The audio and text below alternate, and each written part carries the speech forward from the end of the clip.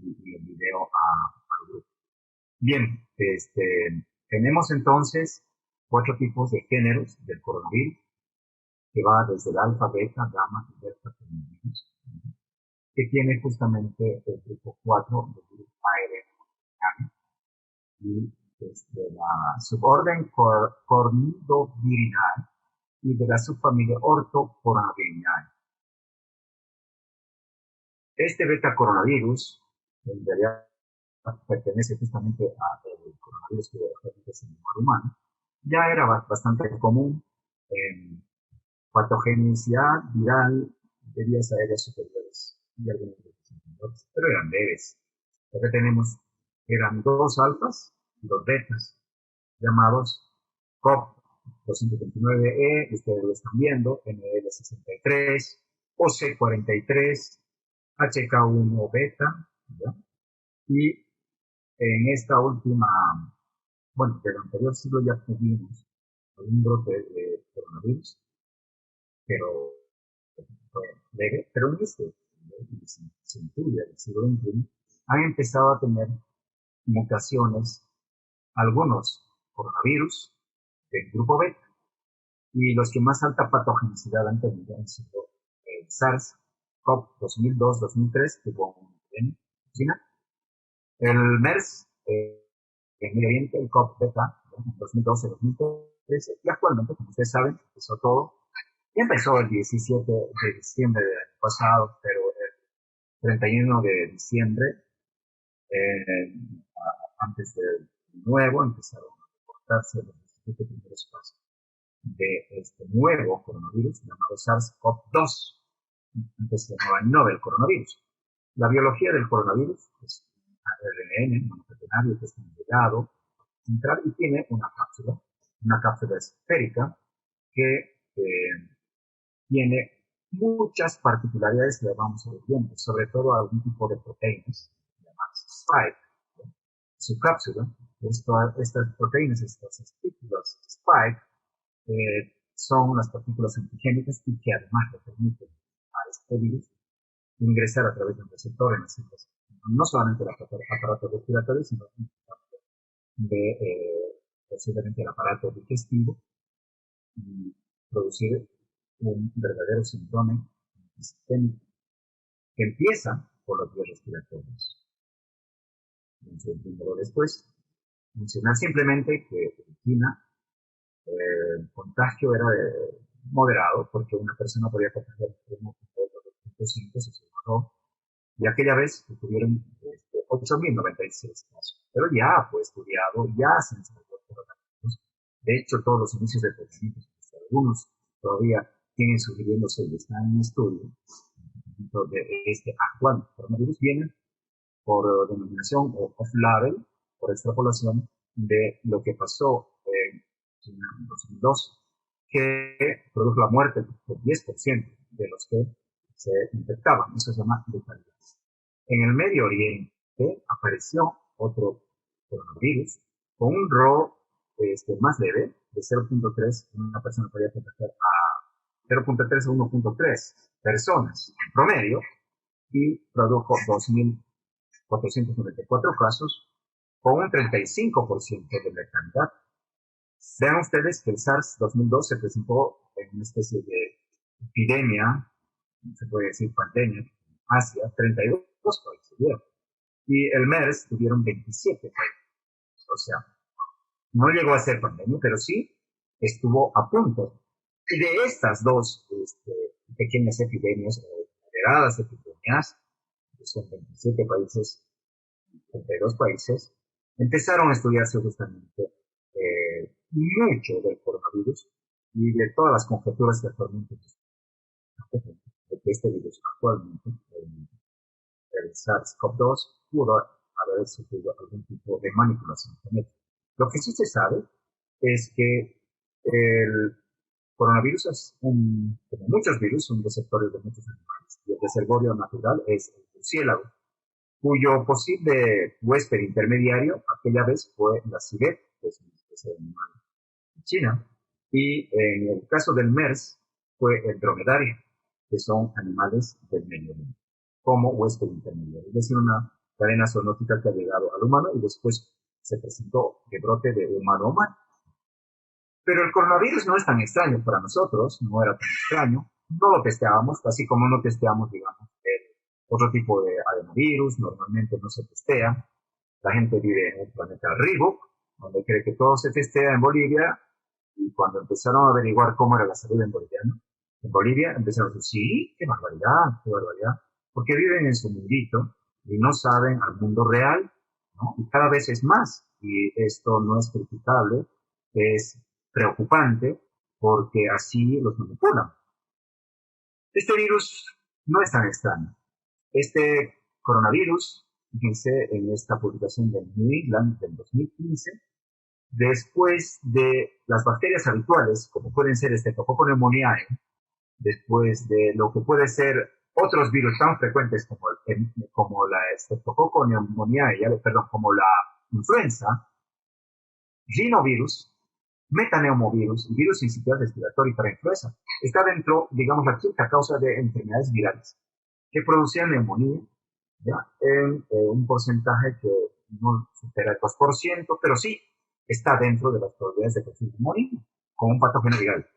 En las neumonías, como hablaremos la próxima semana, comunitarias, están las bacterias habituales, las neumonías típicas y atípicas. Dentro de las neumonías atípicas, aparte de los gérmenes llamados atípicos intracelulares como el Mycoplasma pneumoniae, como la clamidia pneumoniae, están los virus. Todos los virus producen neumonías atípicas. Para nosotros no es nuevo. Nosotros tenemos más de 25 años de ejercicio profesional de todos. Estas virosis, y claro, como era una neumonía típica y como no se pueden hacer PCR, tratábamos sintomáticamente otra vez con algún macrólico. Pero fíjense acá, en este reporte ya era frecuente. O sea, no es que no era frecuente, pero ya existía en un testeo, obviamente, donde se hace un PCR para todo. El coronavirus humano, entonces, viendo ustedes lo que se llama...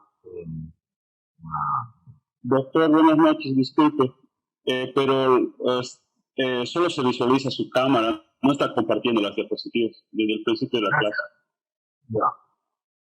Lo que pasa, querido alumno, es que ando con muchos nervios porque su docente está trabajando y la gente está bailando en la zona sur y está bloqueando su basura, necesidad, donde uno va arriesgando la vida. Ya, ahora voy a compartir con ustedes. Es una belleza. Sí. Ahora empieza a compartirlo.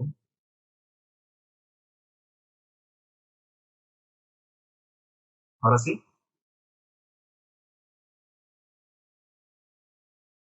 Ahora sí, doctor. Perfecto, gracias. Gracias, doctor. El audio está muy suave. Si lo pudiera aclarar un poco, sería mejor, doctor. Por favor. Se le escucha un poco suavito, doctor. Va a disculpar.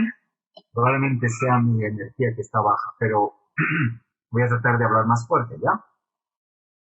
Y voy a aumentar el volumen. Un segundo. Por favor. Voy a poner en pausa la grabación. Un minuto. Vamos a ver.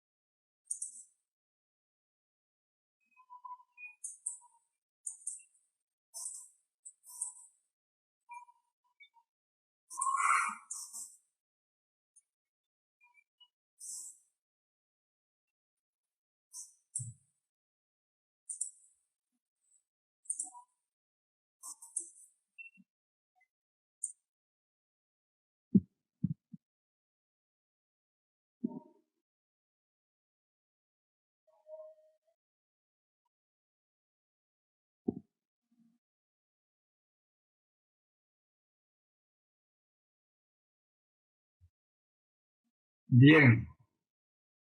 Voy a tratar de hablar más fuerte y ojalá se pueda. Entonces tenemos esta situación de la parte de la conformación de estos coronavirus. Fíjense que tienen diferente llamada árbol filogenético, de acuerdo a genoma. Diferente es el beta coronavirus que producía las epidemias humanas de los resfríos comunes. Diferente es el asunto del MERS y del SARS. Voy a ir pasando. Cuando he pasado esto, se ve la sala de espera entrando. Ya.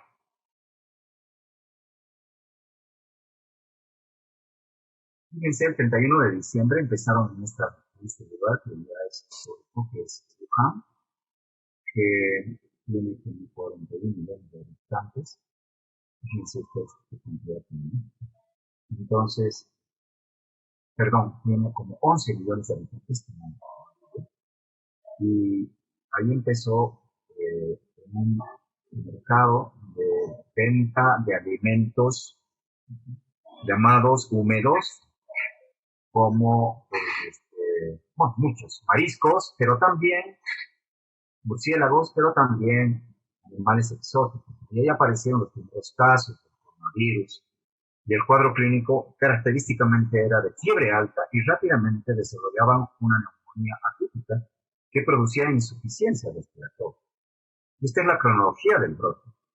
Entonces, 27 casos fueron descritos en 31, aunque ya semanas antes ya se habían empezado a presentar una cantidad de casos que, bueno, eran esporádicos, ¿no? Y pensaban, no estaban todavía identificados como coronavirus. Después se vio que eran parte ya de un brote inicial de coronavirus, pero este brote de 27 casos dio lugar a que se produzca una emergencia en China y el mercado fue cerrado.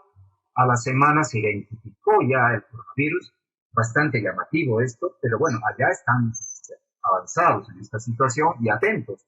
Además, y por eso se cree que ya fue identificado ese virus. El 12 de enero de 2020 los casos aumentan a 40 y fallece el primer paciente.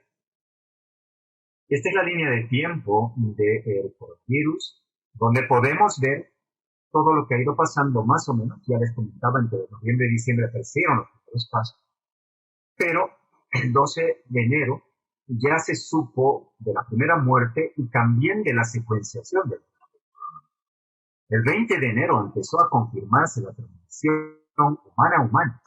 El 23 de enero... La buena. Ya salió, dice.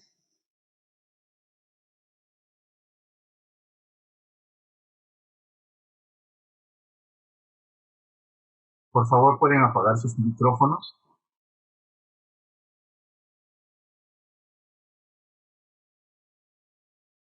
¿Se está escuchando? Sí, doctor, se está escuchando. Ya, perfecto. Entonces, tenemos que el 30 de enero ya apareció la denominación de enfermedad. La Organización Mundial de la Salud la denominó COVID-19, porque antes era un brote de coronavirus llamado coronavirus, novel coronavirus. En ese sentido, después empezó ya a aparecer fuera del país, de China, los primeros casos. El 13 de enero ya apareció algunos casos también fuera de China, pero ya después empezó a verse brotes en Corea del Sur. Y como ustedes saben, llegó a Europa recién la gente pensó que esto iba a descontrolarse, como que se ha descontrolado y como que se va a descontrolar en el país, lamento decirlo sin ser negativos. Y el 11 de marzo recién se declaró la pandemia. Fíjense ustedes que nosotros estábamos en clases con el primer grupo y esto desde más antes, y empezó justamente el brote, esto que estamos hablando en febrero, y empezaron todos a pensar que esto iba a llegar tarde o temprano, como que ya llegó a Estados Unidos, iba a llegar a nuestro país sudamericano, y empezamos a estudiar bastante este virus, y mucha gente se reía, no creía, como siempre, ¿no? O sea, lo de siempre. no podemos llamar ignorancia, yo creo que llamamos una reacción de algunos seres humanos ante algo inevitable, que primero es la negación, después es una reacción a veces violenta o de huida, después viene un periodo de depresión, de tristeza, y recién puede venir la aceptación. Ese proceso en las personas con cultura es más corto, y en personas que no tienen cultura, hablar de cultura significa cultivar la mente, el cuerpo y el alma, no dejarlo a ser manipulado por gente manipuladora. Entonces, la gente que es manipulada no tiene sentido crítico, pues nunca lo va a pensar y hasta ahora sí pensando que no existe el coronavirus, porque ya ha visto en redes sociales cómo es el coronavirus, cómo suceden las muertes, ya no puede haber, digamos, tanta negación de la realidad, insisto, pero claro, como hay gente que no sé si carecen del lóbulo frontal o son lobotomizadas, pues no va a aprender y es lamentable que sea esto. Esto es pandémico, esto se transmite. Disculpen que les comente así, pero es así. Eso es lo que se está viendo, ¿no? Ver a gente, reos de labra, pedir que salgan, que pobrecitos ellos, ¿no? Que han hecho nada. La humanidad, bueno, veremos cómo será esta situación, cómo responde la sociedad, porque la sociedad son ustedes. Su opinión es fundamental. Mucha gente que se ríe, probablemente, yo conozco mucho. Espero que esa gente no llore, como yo he visto familiares de mi paciente que están en el hospital. ¿Cómo empezó esta zoonosis? Bueno, ya saben, puede ser manipulado, pero lo que se sabe es que el hospedador natural, el murciélago, hizo de alguna forma una transmisión a un animal desconocido. Se cree que puede ser pangolín, se cree que puede ser la misma civeta, o la serpiente, o el mismo murciélago llegó al humano. Ha habido seguramente lo mismo con la gripe A, errores en la réplica. Seguramente ha habido un salto interespecie, un salto de estos genes que determinan justamente la formación de este coronavirus y una adaptación al humano. Pero ahí ha empezado la transmisión humano-humano, porque si ustedes se fijan, acá en la tasa de mutación y replicación es bastante alta en el ARN de los virus, después de los virus que tienen DNA o ADN virales, después están las bacterias y probablemente después están los eucariotas. O sea, el virus es frecuente esta situación y aquí pueden ver la filogenia de estos coronavirus y la similitud y diferencia del beta coronavirus que está acá en este recuadro con respecto al SARS-CoV, ¿no?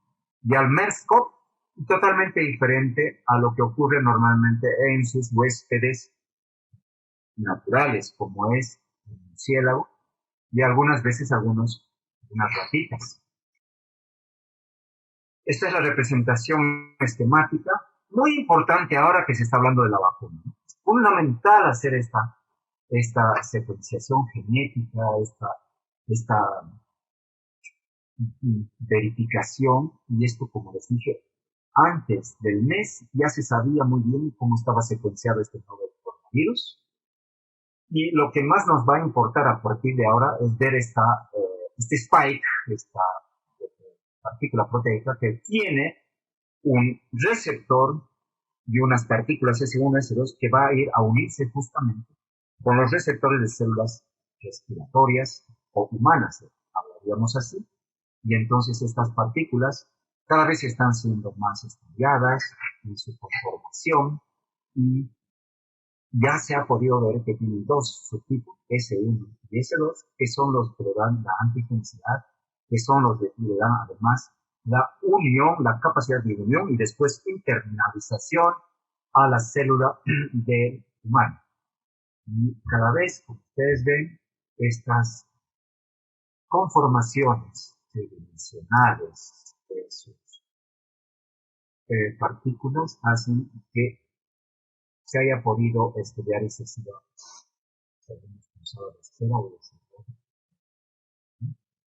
Entonces, este virus tiene estas spikes, tiene otra conformación también de glicoproteínas en la cápsula, no menos importante.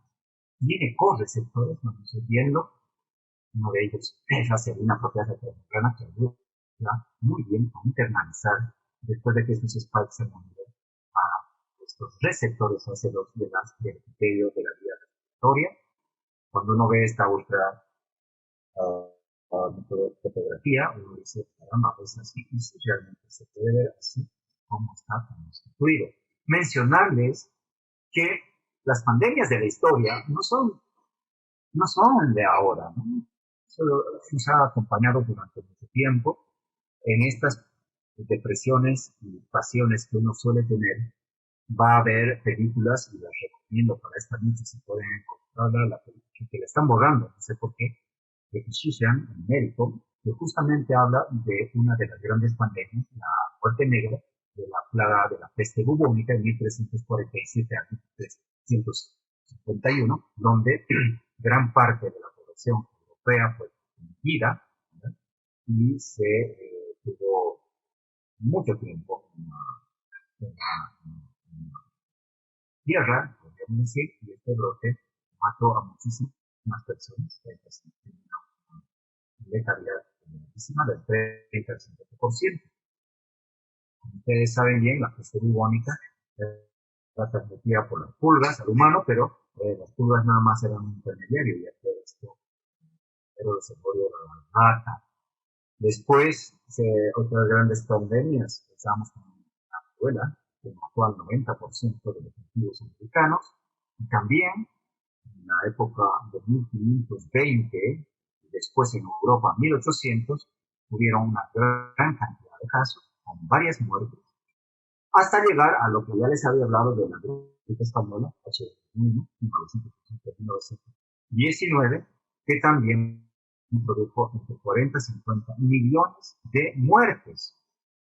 También ha habido otro tipo de plagas que se han ido repitiendo a lo largo del tiempo. Y ahora estamos, si ustedes ven estas salas de aislamiento, no difieren en nada del siglo, de hace 2 siglos, con lo que ha estado pasando en el humano. Y la actitud de las personas se han ido presentando de la misma forma, es decir, negación, ataque a los médicos, discriminación a los médicos, culpa de los médicos y ese tipo de reacciones primitivas del arquiencéfalo de gente que, insisto, no tiene un contexto más o menos llamado esperanzador para la especie humana. Y esta fue el brote en este gráfico que acabo de compartir, no sé por qué, pero lo presentamos en su momento cuando empezó en China y empezó luego a diseminarse a países asiáticos.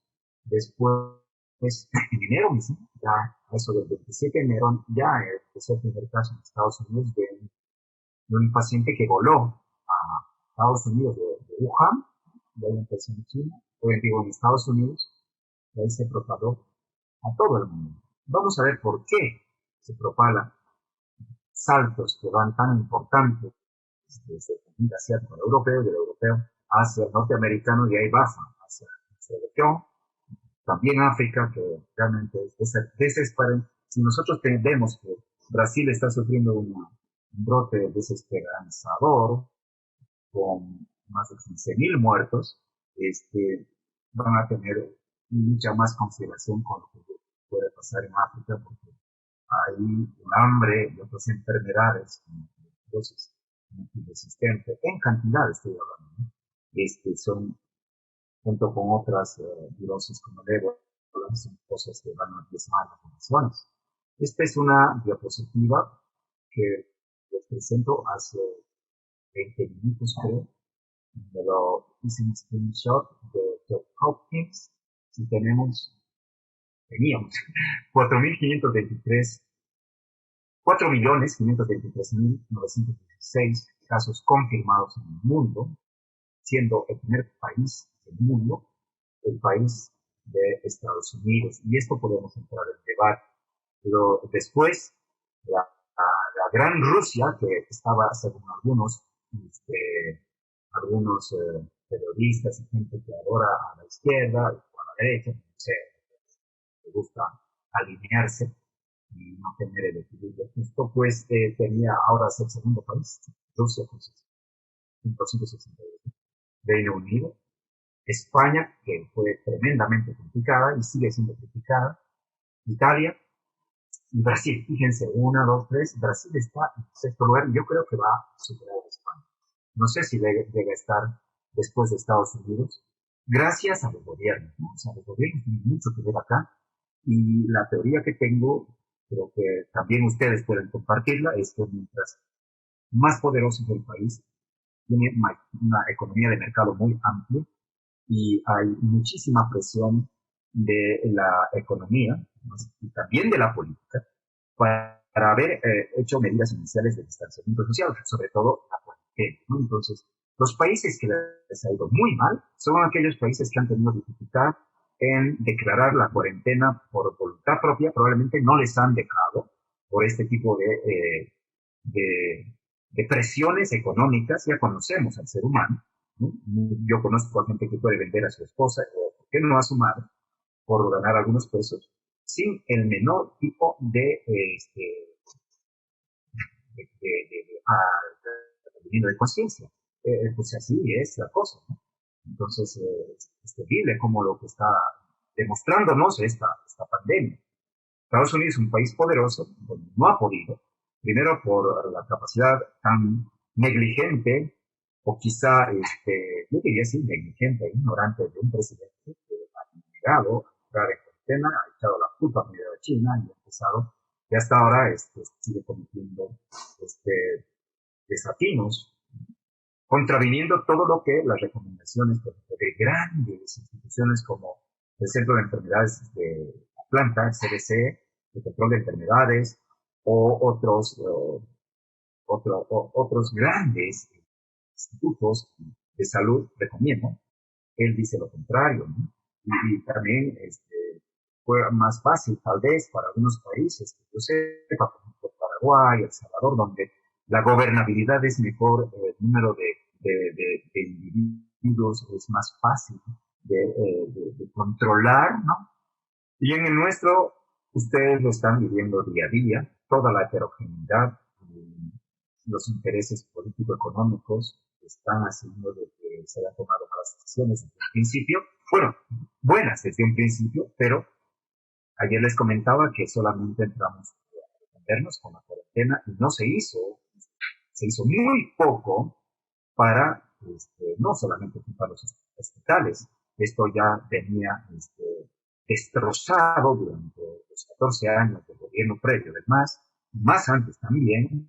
Siempre la salud ha sido nada para la gente y claro, en ese ambiente nos desarrollamos los médicos y nos culpan por cobrar consultas particulares porque la seguridad social y la seguridad pública o los hospitales públicos te ofrecen nada y entonces no te queda otra que hacer cosas que probablemente no debemos hacerlas, pero sí, tienes que acomodarte. Ya ustedes van a ir bien.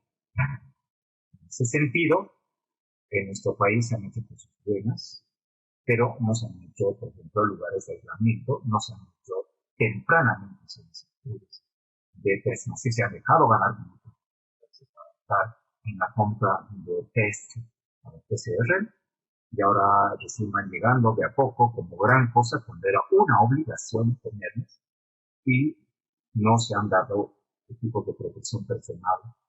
Probablemente porque ha habido otra cosa política que lo ha obstruido. La oposición, que en este caso más se ha dedicado a boicotear todo lo que podría hacerse esencialmente. Y estas luchas de arriba repercuten en lo que se va a ver de aquí a 2 semanas. Ya tenemos más de 3.000 casos y se viene un crecimiento exponencial en casos, pero también en muertes. Ustedes saben, vamos a ver cuál es la historia natural de esta enfermedad. Los que más muertes tienen son los Estados Unidos, 87.204 muertes. Todo un estadio de fútbol de muerte. Así de fácil. ¿Sí? Y en el mundo, 307.001 muertos. También se recuperan. Sí, claro que sí, se está recuperando. en Estados Unidos. Claro, sí, en Nueva York está recuperando. Se recuperan una gran cantidad de pacientes, 80% se recupera. Pero bueno, parece que la mortalidad es propia de la historia de la gente, algunos. ¿Y por qué China? Porque el número de turistas chinos se ha disparado, ¿no? ¿Por qué China ha saltado a todo el mundo? Ustedes saben cómo ha crecido China. Ustedes saben la cantidad de habitantes que tiene China. Y el número de turistas se ha disparado desde el 2000 hasta el 2018, este dato, donde antes habían turistas muy pocos, poco, 10.500, y ahora tenemos 150.000 turistas permanentemente en viaje por todo el mundo. Estos son datos. Y en Italia sucedió algo tremendo por el flujo también de turistas chinos, porque el presidente de China viajó a Lombardía y a Lazio, justamente esto atrajo a gran cantidad, sabes que esto se mueve exactamente. Xi Jinping visitó y atrajo muchos turistas y además todos los hierros políticos de Europa, la amenaza de la enfermedad, se transmitieron varios partidos de fútbol con mucho aflujo de personas pensando que era un resfrío más, y en un partido que se jugó en Italia, donde un equipo del Atalanta, que es de Lombardía, tuvo que dejar a otra ciudad, no recuerdo cuál es, creo que era Milán, y jugaba con Valencia o el Sevilla de España, trajo todos sus hinchas, y ahí hubo más de 40.000 turistas que se funcionaron en ese estadio, y ahí empezó, ¿no?, la diseminación viral de ese partido. A partir de ese partido empezaron los presidentes comerciales de Europa, tanto en Italia como en España, y revisen en internet y ustedes van a ver lo que se produjo, ¿no? Estos países, estos lugares de Italia, Veneto, Toscana, Lombardía, Lazio, son los lugares donde más arribos de turistas uno se dio, aparte de este evento que estoy mencionando. Esto en 2017, y claro que fue así después de la visita del presidente China. Bueno, todo es turismo, está bárbaro, pero lo que se ha ido viendo es que la capacidad de contagio ha ido aumentando con un bloque, se puede decir, de 3. En Bolivia estamos actualmente 3. Cada sujeto durante el episodio de su enfermedad transmite 3 personas. Y estas 3 personas que son contagiadas transmiten por cada uno a 3, y así sucesivamente. Eso se llama exponencial. Cuando uno comparaba esto, yo me acuerdo en las primeras revisiones que hice con el sarampión, no es nada, pues. Yo decía, una persona que transmite con un RO que decían antes de 2, yo digo ahora 3, tampoco, comparado con el sarampión 12 o 18, la viruela y, digamos, el SARS-CoV nomás, que era mucho más contagioso, pero ahora lo ha equilibrado. El SARS-CoV-2 al SARS-CoV-1 le ha pasado también la gripe, por si acaso. Es mucho menos que el ébola. La velocidad de propagación es lo que también haya tomado muchísimo la enfermedad, y tienen tiempo de contagios sucesivos en 5 o 6 días, sin tener la gripe en 3 días. Y vemos nosotros cómo rápidamente la curva de propagación es importante, y ahí se empieza a generar la curva, ¿no? La curva hasta llegar de ascenso, en este caso exponenciales a un principio, al pico. Este virus es muy contagioso y hemos visto su crecimiento exponencial empieza, y ustedes pueden ver en este gráfico de abajo cómo empieza a crecer durante el número en los ciclos de propagación de este virus. Comparen la cantidad de sujetos en el mismo tiempo contagiados con la cantidad de sujetos contagiados por la gripe AH1N1. Todo esto epidemiológicamente es tremendo, y esto debemos mencionar a todas las personas que viven alrededor y aún no han tomado conciencia, porque no se ve el virus, así como no se ve el ácaro ni el polen de las flores. Bueno, el polen se puede ver en algunas oportunidades. La transmisión es siempre por vía erógena, pero también se ha visto una cualidad de este virus que puede ser transmitido indirectamente por comites o superficies. La transmisión de este virus antes se consideraba que eran 2 metros, y claro, porque las gotitas de saliva normalmente se expulsan supuestamente, las más grandes, 2 metros y después caen, o sea, ¿sí? Abajo, a la superficie o a la tierra. Entonces, solamente a un principio se decía que la distancia tenía que ser de 2 metros, pero no se exigía barbijo. Gran error, porque van a ver ustedes qué pasó. La transmisión de personas presintomáticas es posible. Presintomáticas y asintomáticas. Ustedes saben bien, hay la noticia que en Cochabamba solamente hasta mediodía, hoy 22 personas fueron diagnosticadas asintomáticas. Sí, sí, hacían un chequeo de contactos. Y esto es muy frecuente, hasta el 50% de veces. Ahí el riesgo, señores y muchachos. Yo sé que muchos de ustedes han salido de sus bicis, probablemente han ido al gimnasio o a la casa de su amigo, o están ahí y están asintomáticos y probablemente lo estén. El tema es que ustedes son los grandes propagadores. Si no lo saben, no tienen conciencia, tenemos que tenerla, porque si no la tenemos, pues no debemos llamarnos seres humanos. Esta transmisión después de la curación es también poco posible, aunque ustedes han visto que la inmunidad no es definitiva y algunas veces se han visto reinfecciones, pero son casos aislados de infecciones y probablemente esto hable de una inmunidad diferente o mutaciones en el virus o alteración en la capacidad del huésped de generar anticuerpos. La transmisión fecal-oral ha sido detectada también y es una de las posibilidades, pero yo creo que esto no debe distraernos de lo más importante y lo que realmente está descrito en casi todos los casos de persona a persona y también a través de superficie. Lo mismo que la transmisión vertical, que en algún caso fue reportada, eso ya fue descartado y fue simplemente una transmisión mamá-niño, justamente porque ahora no se le debe dar besito por el acercamiento al bebé, ni en cesárea ni en parto, en protocolo de ginecólogos, cuando la mano está con PCR positivo. Esto es importante, ¿no? Estas dos cosas, asintomáticos.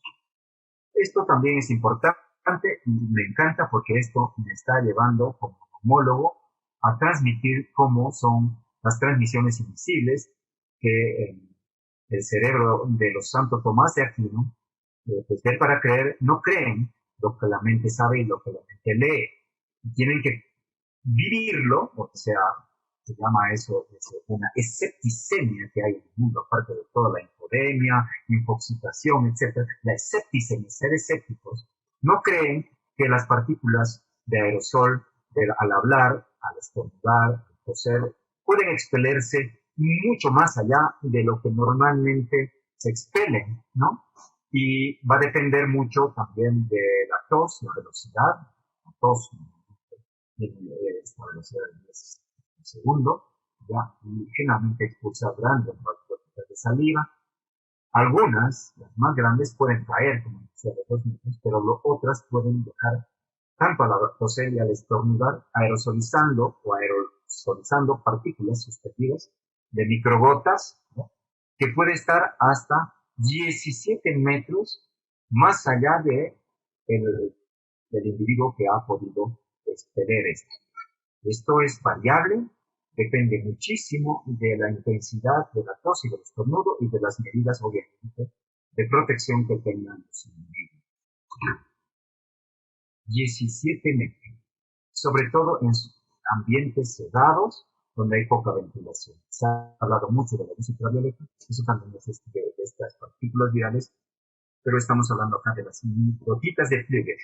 Las gotitas de Flügel, núcleos de Wells, tienden a alojar más de varias partículas virales y estas son inhaladas por el ser humano al caminar alegremente, sin desafiando al virus por las calles. Las gotas más grandes, entonces, 1 a 2 metros, las otras puedan pasarnos a 6 o hasta 17 metros. Eso ha sido estudiado. Ustedes pueden bajar del link de algunos videos explicativos muy claros. Los aerosoles también pueden tener esto, esto ha sido estudiado. Fíjense cómo ese vapor se ve en videos interesantes. También esto nos ha ayudado a saber rápidamente que en los procesos donde practicamos procedimientos como la endoscopía y los de terapia intensiva, la intubación, estas partículas pueden ser aerosolizadas y transmitidas al examinador, al operador, y cómo se pueden pegar, ustedes lo ven, en el escudo facial de los que están intubando. Esta fue una de las causas de muerte de los doctores inicialmente en China. Entonces esto nos ha ayudado mucho a hacer todas las medidas de bioseguridad. También en New England ha salido esta cantidad de partículas de acuerdo a intensidad del habla en decibeles, ¿no? Y se ha podido estudiar que al decir estar saludable, se puede extraer una cantidad de partículas, ¿no? Un número de partículas que viajan importantemente por la atmósfera, pero son más de 1000, o sea, múltiples partículas que solo al hablar en este tono que yo estoy hablando puedo contagiarlos si estuviera positivo y ustedes estuvieran muchos metros a distancia. Si no hacemos conciencia de esto y solamente pensamos que la ivermectina nos va a curar, pues no estamos aprendiendo nada de este virus que nos está viniendo a enseñar que tenemos que tener un poco más de conciencia, no de estar juntos, sino de conocer más y de dejar de abusar del medio ambiente. Tenemos acá esto que también ha sido socializado, las partículas en los supermercados que pueden trasladarse muchos metros. Feliz, yo veo a la gente comprándose, escogiéndose horas en el supermercado exponiéndose a estas micropartículas, ¿no? Que ya les he dicho, se puede presentar al hablar, o cuando el barbijo está por debajito de la nariz, por la nariz, simplemente al estornudar. Los países en estas curvas epidemiológicas, hasta hace ya más de un mes, en el número de días en las abscisas y el número de casos en las ordenadas, podemos ver el reporte semanal como las curvas celestes, digamos, son de unas curvas no de altos casos, no de un crecimiento rápido, exponencial, como pueden ser los ejemplos tan clásicos y tan bien, digamos, referenciados por la Organización Mundial de la Salud y la prensa, donde se decía que los países que han hecho buenas medidas por la cultura son Corea del Sur, no fue tanto así, pero sí Japón, Singapur y Hong Kong. Ojo, que tuvo un comportamiento diferente en este. Ustedes ya van a ver ahí que existe desde ahí discriminación. ¿Por qué? Porque estos países tuvieron tan buen o tan lento crecimiento en sus casos comparado con lo que está pasando en Estados Unidos, ha pasado en España, ha pasado mismo en el resto de China, en Italia, en Irán, en el Reino Unido y ahora en Brasil. ¿Por qué? Esta es la diferencia. Aquí empezaron a verificar esta situación y se exigió, aparte del distanciamiento social, lavado de manos, el uso de barbijo a todo el mundo, ¿no? Y del otro lado no. Esa fue la diferencia de todos, ¿ya? Otra cosa que hemos aprendido es la transmisión por superficie, y hay estudios donde se dice que cuánto tiempo puede estar sostenida las partículas virales en la atmósfera. Los aerosoles pueden estar 2 a 3 horas suspendidas en los ambientes con títulos altos, ¿eh? Esto como promedio, pero también se han hecho estudios, esto in vitro, ¿no? En laboratorio me refiero, con el cartón. Se han hecho descripciones también con el plástico, con material como el cobre, he hecho materiales como el acero o con aluminio, y se ve que las partículas virales pueden estar llamativamente en algunas superficies mucho tiempo, bastante tiempo. En el plástico hasta 72 horas, en el acero inoxidable 48 horas, en el cartón 24 horas, en el cobre 4 horas. Y parece que esto ya se ha olvidado a la gente. Parece que el virus, cuando está justamente creciendo hacia arriba, digamos, a llegar al pico. Bueno, acabo de escuchar a un estupendo infectólogo de Bolivia, Juan Saavedra, que recién el pico va a llegar mediados de junio. Yo creo que más todavía, ¿no? O sea, imagínense nosotros queriendo, no sé, qué ignorancia la nuestra, ¿no? De no aprender de los errores. O sea, parece que tenemos que estar con la bandita de los negritos y el ataúd, como ese meme, que uno lo toma como para tranquilizarse, pero creo que estamos así. Cartón, 24 horas, cobre, 4 horas. Esto en condiciones experimentales de 23 grados, seguridad relativa a 5 grados. Algunos han hecho algunos estudios y lo comparten, no lo he leído, que la luz ultravioleta bajaría bastante esta probabilidad. Y los aerosoles, escuchen bien, puede estar promedio entre 2.7 horas. ¿Es así? En superficies y también en el aire. Y están las superficies a tener en cuenta para sus familiares. Nunca está de más reflejar que este virus es lábil al alcohol, más del 70%, al peróxido de hidrógeno oxigenante, también al hipoclorito del sodio, a la galanina, 2%, y las superficies deberían ser limpiadas con un paño antes de poderlas colocar dentro de la nutrición y, si es posible, dejarlas después de ese tiempo que se recomienda antes de la. Es una enfermedad que nos ha enseñado que el riesgo cero no existe. Sin embargo, veo que alguna gente piensa lo contrario. Así les da, lamentablemente, tal vez a los nuestros, a mis papás, que son de la tercera edad, a mí, que soy personal de salud que está enfrente, y también a ustedes. Esa conciencia la tenemos que tener en esta charla, tiene hasta el cansancio para meterles estas cosas. El ciclo vital del SARS. Ya les había hablado del receptor AC2, que es presente en la superficie, en este caso del epitelio de la vía respiratoria. Este virus se une al receptor AC2 a través también de la facilitación de un correceptor, que sería una proteasa transmembrana, y se unen a dos de las subpartículas AC1 y AC2, haciendo que, bueno, se habla ahora de fenotipo o de HLA, de receptores, ¿no? Que esto puede ser mediado genéticamente, y que habría una predisposición genética de los individuos a realizar más internalización de partículas virales en una cantidad importante, en una cantidad media, o no internalizarlas. Eso parece ser dependiente de HLA. Y eso lo vamos a ver en el tiempo, cuando hablemos de fenotipos, seguramente, ¿no? Y crucemos información con genotipos. Por ahora sabemos que esto existe y que la partícula viral es internalizada, rápidamente es incluida en una vesícula llamada endosoma, ¿no? Y este endosoma es trasladado y digamos, empieza a producir una proteólisis, y después esta ARN nuevamente es replicado, ¿no?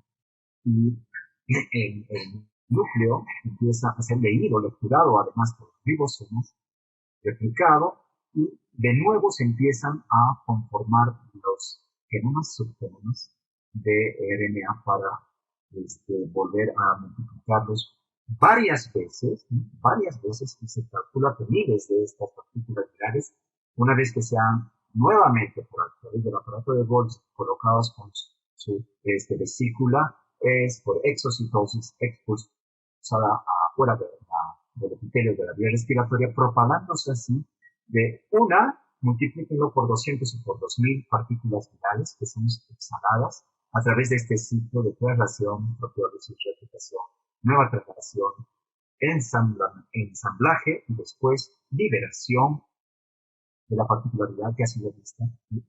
También son novedades saber que estos receptores AC2 que creía que solamente eran de la vía respiratoria superior, orofaringe, vía respiratoria y pulmón, pero se ha podido ver que hay en el intestino invisible, hay receptores en el corazón, en el ojo, la partícula puede ser transmitida a través de conjuntiva ocular y receptores invisibles. ¿Okay? Hay en la vesícula, se ha encontrado recientemente en el riñón, se ha encontrado en los testículos, se ha encontrado en el cerebro, se ha encontrado en la placenta, en el páncreas, por lo tanto, esta impregnación del virus, una vez que produce la viremia, puede afectar multisistémicamente, como se ha podido ver en clínica y en autopsias. Bien, ¿qué es lo que pasa con la partícula viral cuando es multiplicada, digamos, propagada por el epitelio de la vía respiratoria hacia abajo, porque va pasando de cargas virales altas, nasofaringe, orofaringe, respiratoria, hasta llegar al alveolo pulmonar, va pasando que esta partícula se une a los receptores AC2 y los receptores AC2 inician una liberación de sustancias que atraen primero neutrófilos, además de que activan al macrófago, y el macrófago interactúa con los linfocitos TH, y estos linfocitos TH son los que van a empezar a liberar una serie de citoquinas que se ha denominado característicamente de la tormenta de citoquinas, entre los cuales no solamente están la interleuquina 1 y 6, sino también hay el factor alfa, ¿no?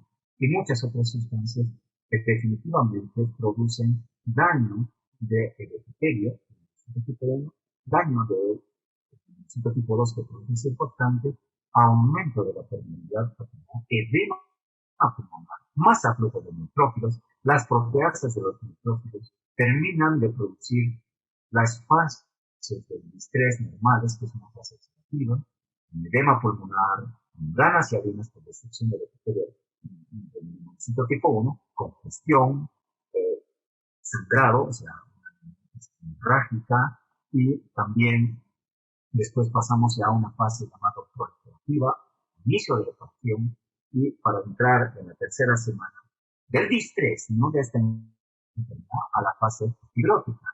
Pero eso es en condiciones de un distrés respiratorio, que ya vamos a hablar cuando hablemos de insuficiencia, ¿qué es distrés?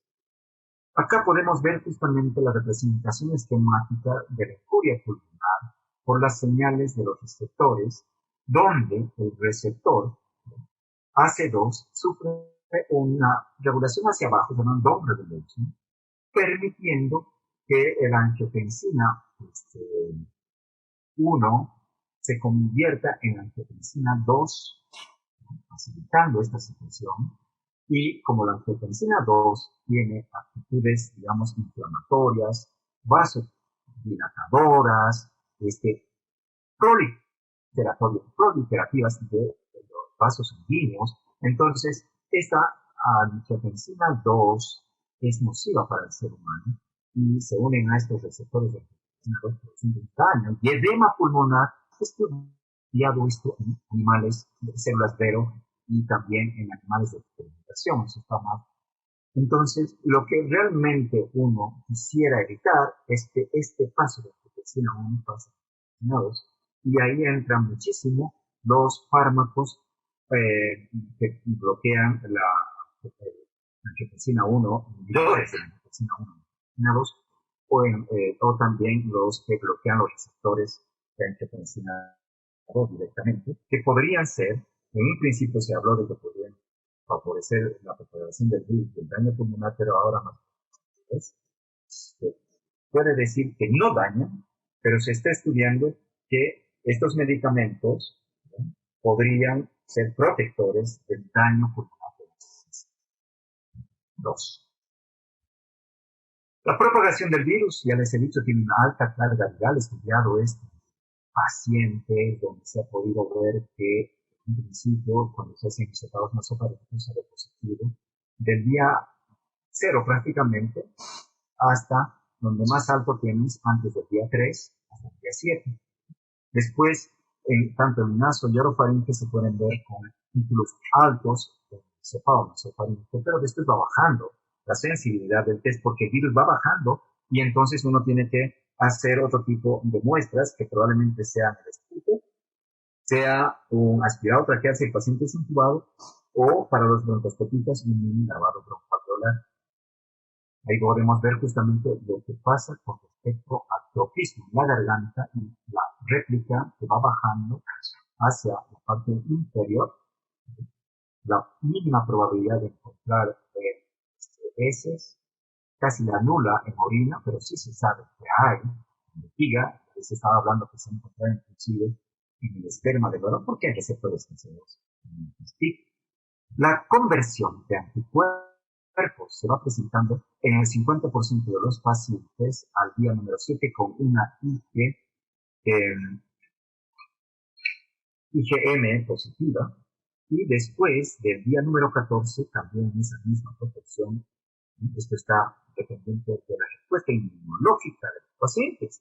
Es increíble ver cómo en España ni el 10% de los testeos de anticuerpos, ¿no?, ha podido verse de lo que se ha visto en China, por ejemplo, que se ha encontrado una cantidad importante de IgG después de los 14 días, que duraba inclusive hasta 30 días y en algunos estudios hasta los 3 meses.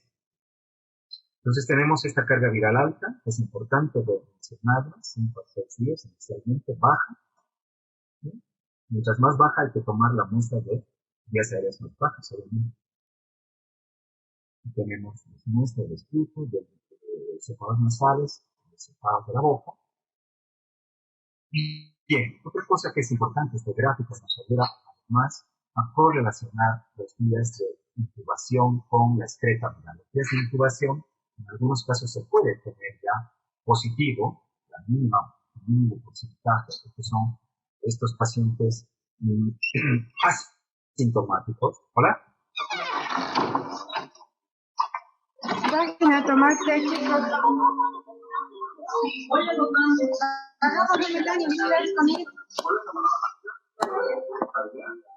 ¿Pueden silenciar, por favor? Dani, baja volumen. ¿Pueden silenciar, por favor? Dale un micrófono.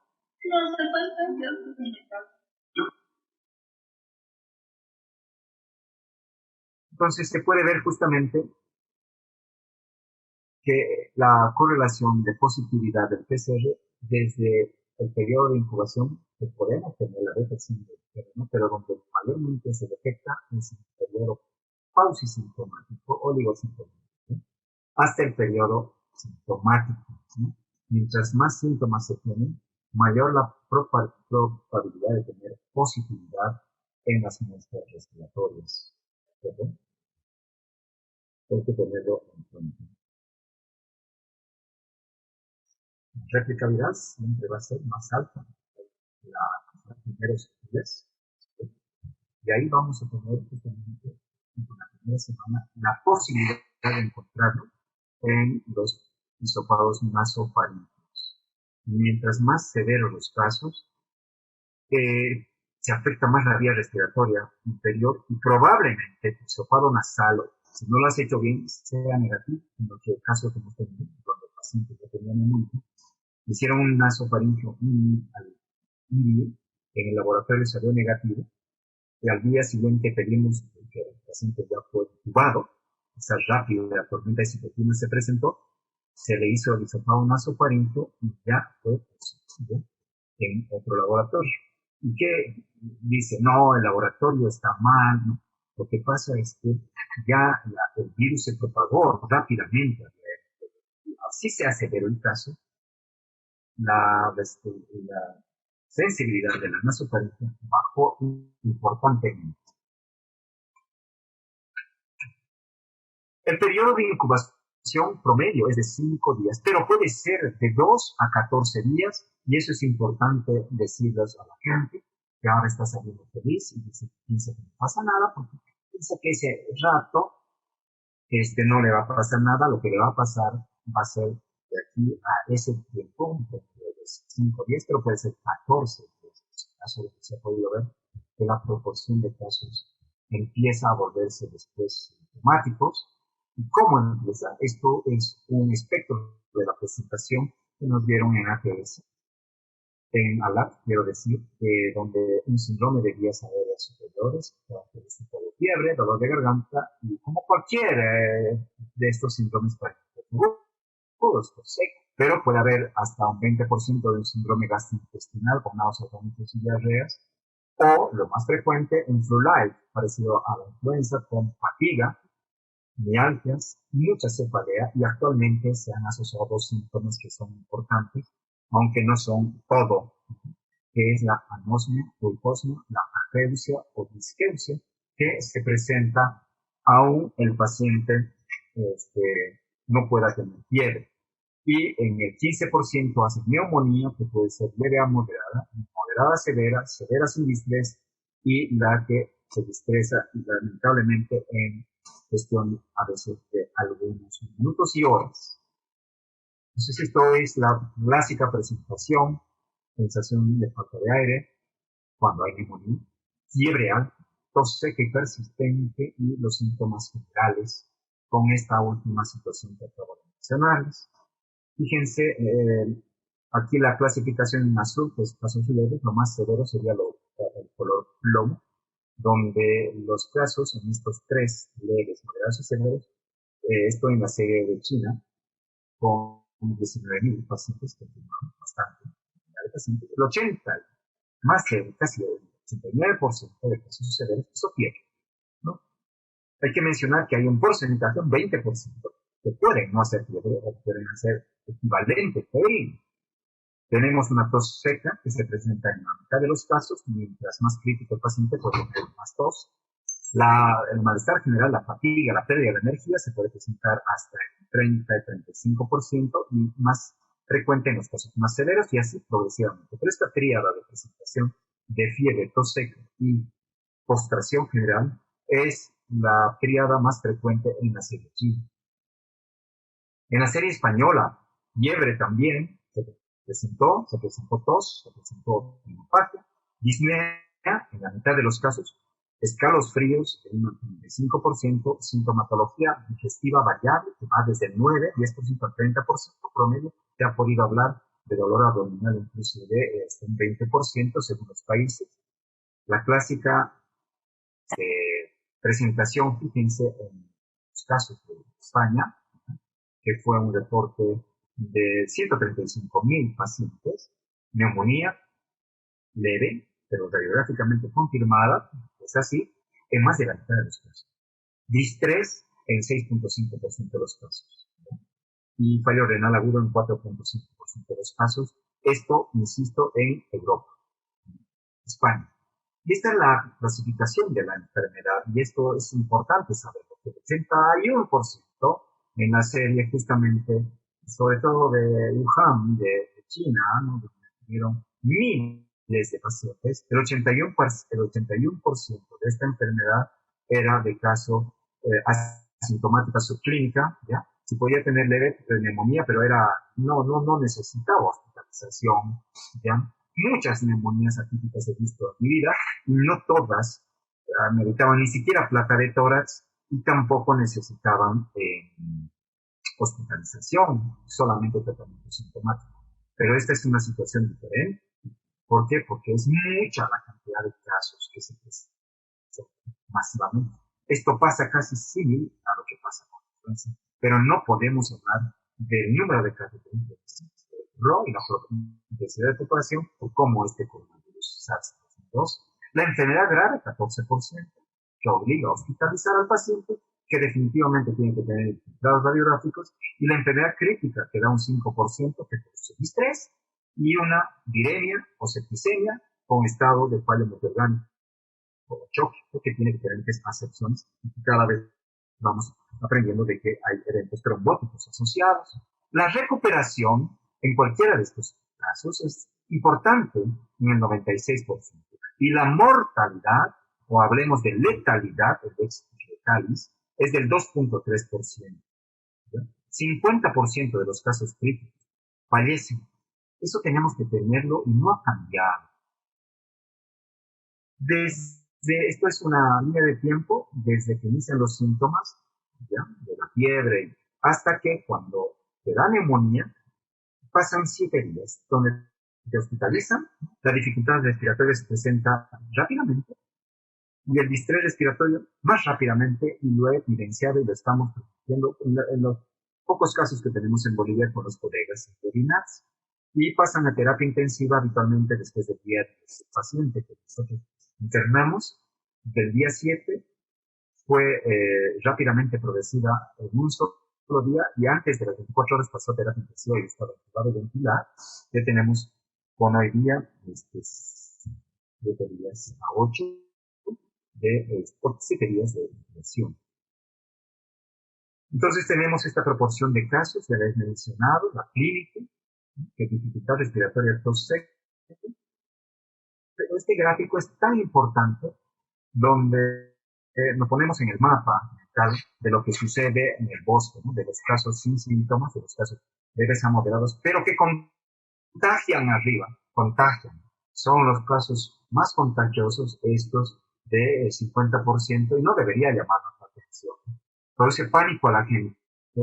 Pero no queremos tenerle pánico. Tenemos que pedirles, por favor, que solamente no salgan si no tienen que salir, que tomen distanciamiento social, que hagan el uso del barbijo, que dejen de hacer, disfruten sus pendejadas, ¿no? O sea, cada uno es libre de hacer lo que sea. Lamentablemente puede transmitir estando con síntomas leves y un 30% sin síntomas, ¿ya? El problema es que de ahí, que es la base, 80% puede ir yendo hacia, en este caso hacia abajo, pero la punta del iceberg sería con los síntomas severos, ¿ya? Que dan esa posibilidad de neumonía, el 15%, ¿ya? Y de los síntomas críticos que dan la posibilidad de entrar a terapia intensiva, de las cuales 50% se mueren. Hacia el lado derecho ven la mortalidad. De los que no tienen síntomas nadie se muere, también de los síntomas leves y moderados tampoco se mueren. No se van a morir ellos, se van a morir familiares, amigos, papás de amigos, que pueden vivir en otra zona de la ciudad incluso. Y se van a morir los de neumonía el 15% y los que entran con distrés y fallo multiorgánico el 50% de los casos. Las pruebas diagnósticas, como en el caso de influenza, tenemos la detección del virus, ¿ya? Y detección de la respuesta inmune. Pero lo que se ha podido ver realmente es que tenemos que diagnosticar el virus por el ARN, haciendo la prueba de la amplificación en cadena de polimerasa en tiempo real del hisopado nasofaríngeo, orofaríngeo, esputo líquido, la aspirado traqueal o lavado mínimo, ¿no? Se puede hacer también el antígeno viral, que está en discusión por la baja sensibilidad, que sería lo ideal porque las pruebas son rápidas, salen en media hora como mucho, y se puede hacer masivamente. El tema no pasa porque cuando se empezó a hacer inicialmente este lanzamiento de este antígeno viral por una casa comercial, muchas otras empezaron a copiar y la sensibilidad de este antígeno viral se desvirtuó producto de la comercialización y obviamente la falta en muchos casos de control de calidad de estos antígenos virales que hicieron que su sensibilidad, que a un principio era más del 80%, no despreciable, y especificidad alta, casi 100%, bajase a 60-70% y de ahí que por ahora no es una prueba recomendada por la Organización Mundial de la Salud, a menos que los antígenos sean testeados y hay algunos laboratorios que lo están haciendo y debemos utilizarlo para el testeo masivo. Desde mi perspectiva personal, deberíamos contar con esta prueba de antígenos rápidos. Los anticuerpos, que también es una prueba rápida, yo intubé a la paciente hace una semana y ayer me hice el IgG-IgM. Podía hacerme de gotitas, de 2 gotitas del espejo del dedo, pero me sacaron sangre del suero. Mi prueba serológica fue negativa porque a los 7 días ya les digo IgM tengo más del 50% de probabilidades de tener anticuerpos y también un 70-80% de que a los 14 días tenga un IgG positivo. Esto depende del estado inmunológico de respuesta del individuo y les mencionaba lo que pasó en un reporte que lo vi en noticias y espero leerlo después con los pacientes en España. Bien, esto es más bien de China. Con respecto a eso, es importante lo que deben mencionar. Aquí están las pruebas, así se hace la prueba, tenemos que estar con equipos de protección, con estas 3 cosas que se recomiendan.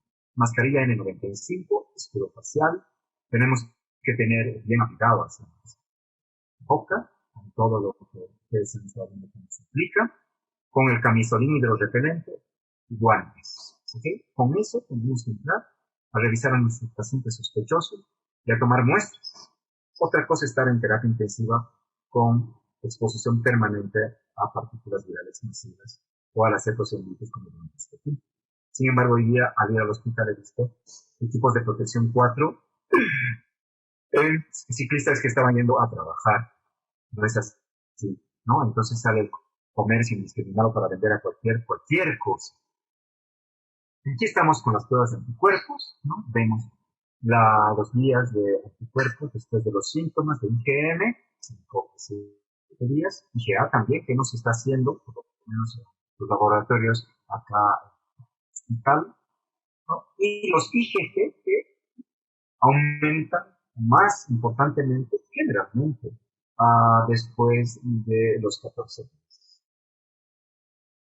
75-80% positivísima.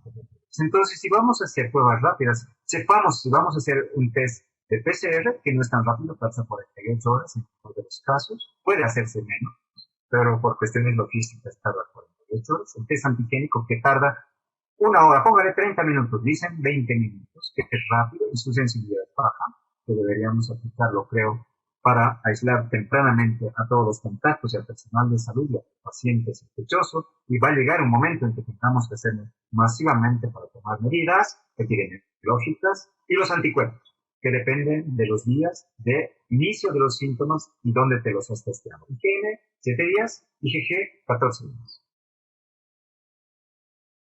Bien, todo lo que estamos hablando se lo debe pasar, prácticamente lo mismo, de sensibilidad y especificidad de este tipo de test. Este cuadro es fundamental, ¿no? Porque ya nos han hablado de las fases de la enfermedad. Hay una fase que es la fase viral, que es la primera fase, el estadio 1, donde empieza la réplica importante, ¿no es así? Desde el inicio de los síntomas de la enfermedad. Puede haber síntomas leves, y hay tos seca, ya hemos mencionado. Esto pasa normalmente hasta el día 7 y empieza la fase pulmonar cuando el paciente va a evolucionar mal, no es en todos los casos.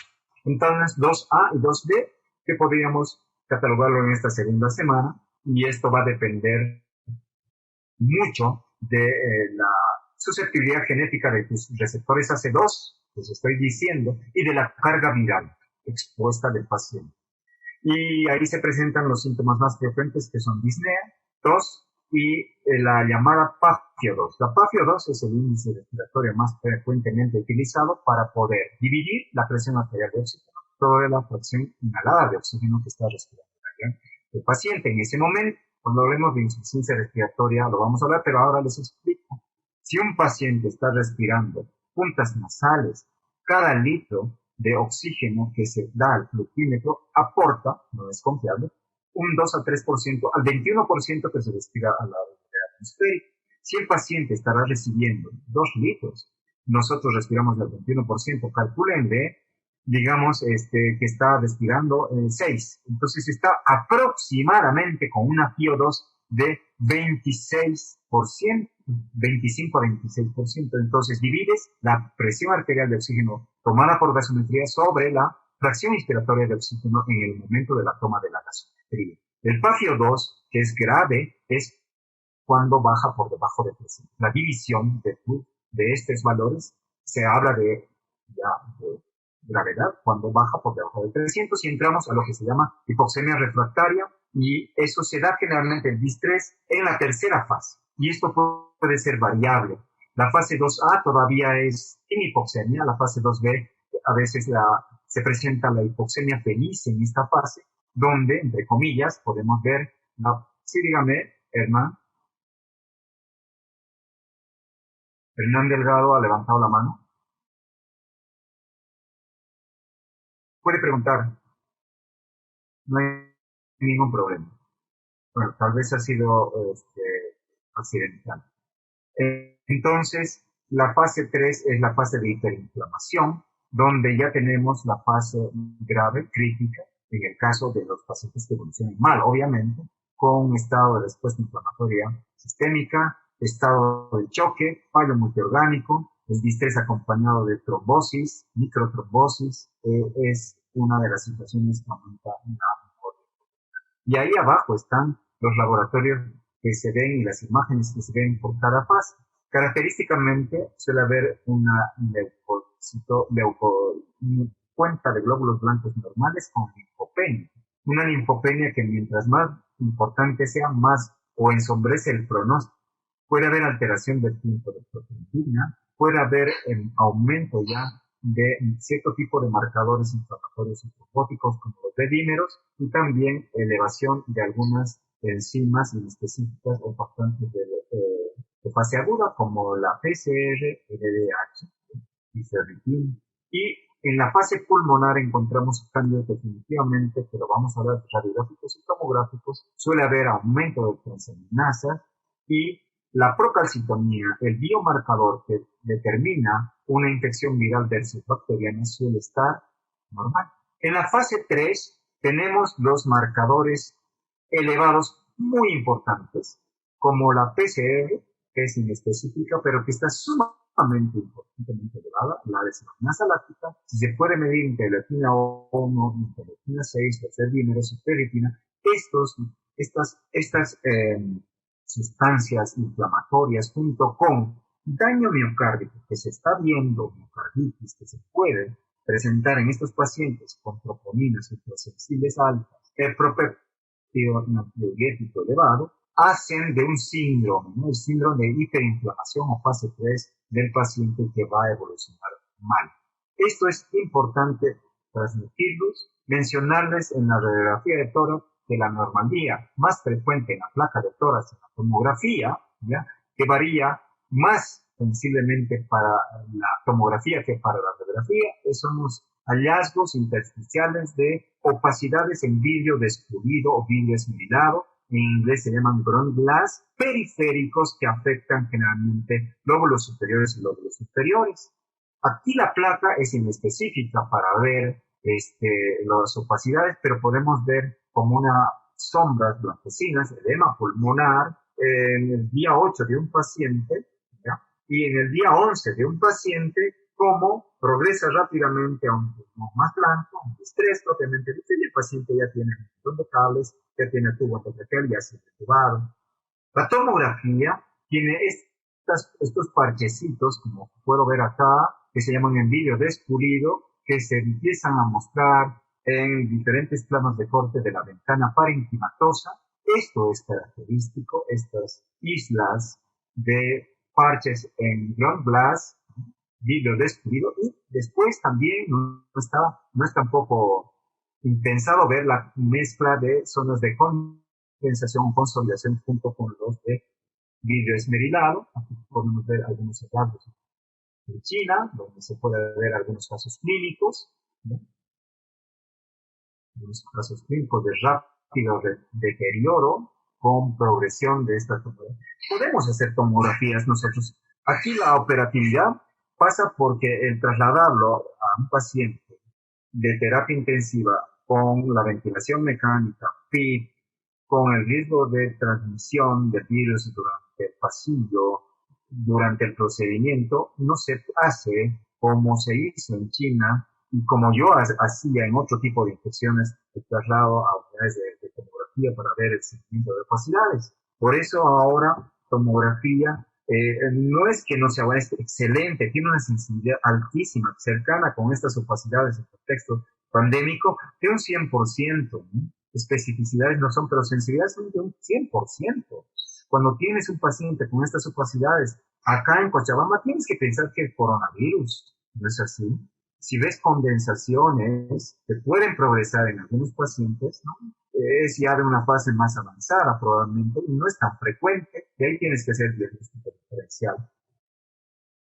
Acá se ven algunos cambios en cortes coronales también, de opacidades, periféricas. La cavitación es rarísima, pero puede darse. Estos islas que se ven parcheados de ground glass es muy característico.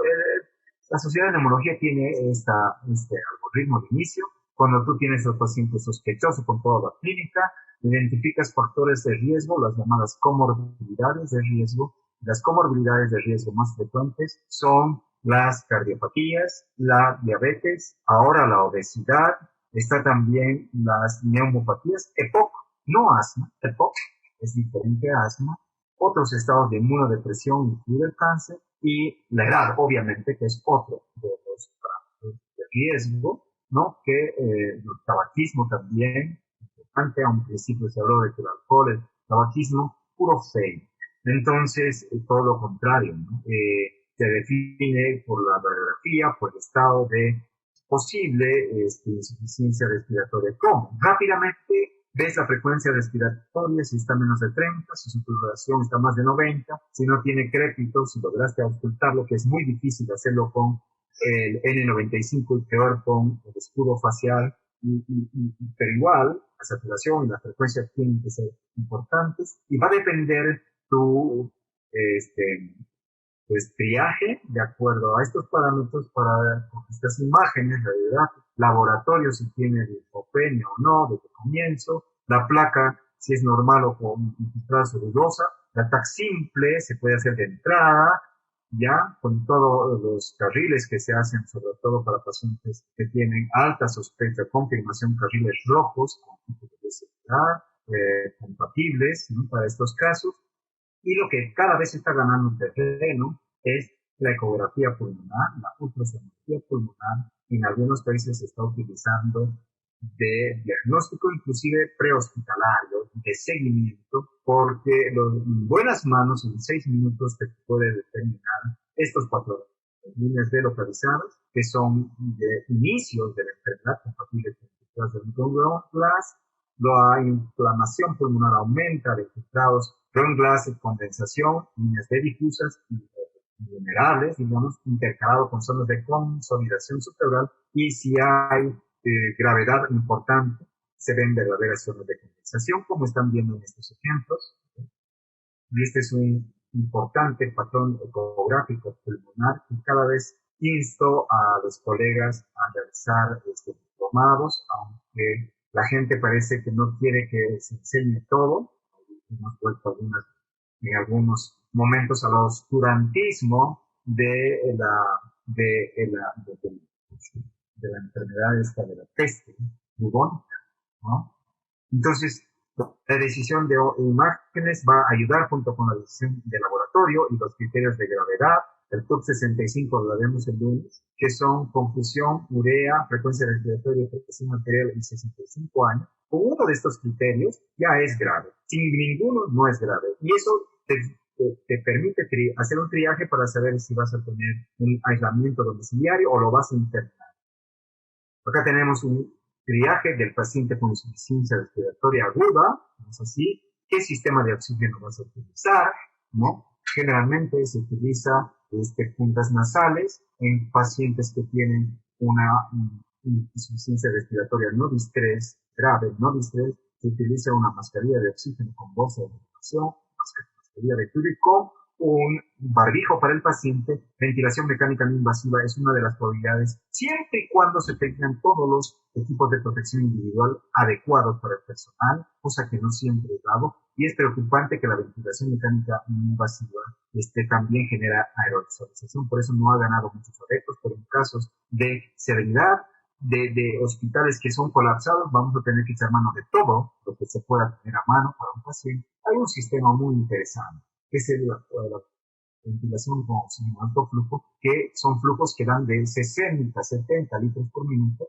equipos que por cánulas nasales especiales, los prongs nasales se llaman, dan este flujo alto, pero este flujo alto también ventila porque vence la resistencia del esfuerzo inspiratorio de los pacientes sin estar intubado, y es una alternativa previa a la intubación, pero tanto ventilación mecánica no invasiva como cánula de alto flujo aerosoliza. Además que no se puede tener todo el tiempo, y si el paciente no responde a la hora o algunas historias ni a las 2 horas, el paciente tiene que ser procedido a intubar con todas las medidas que debe intubarse. Este es un simulador que les voy a mostrar si tengo tiempo, después con casos clínicos y cómo te van guiando en el caso de ingreso de un paciente con tal o cual patología. Lo vamos a ver. Hasta aquí he avanzado importantemente las manifestaciones respiratorias. El tratamiento es para unas cuantas horas de charla porque no hay tratamiento. Lo mismo con respecto a las manifestaciones de comorbilidades. Y yo creo que es importante ahorita comentarles, son 83 personas en la sala. Yo tengo todavía tiempo ilimitado. Les pregunto si ustedes nos damos un minutito para tomar refresquito y volvemos para terminar esta parte. ¿Están de acuerdo? Vamos a tener una charlita más de 10 minutos más. Está bien, doctor. ¿Ya?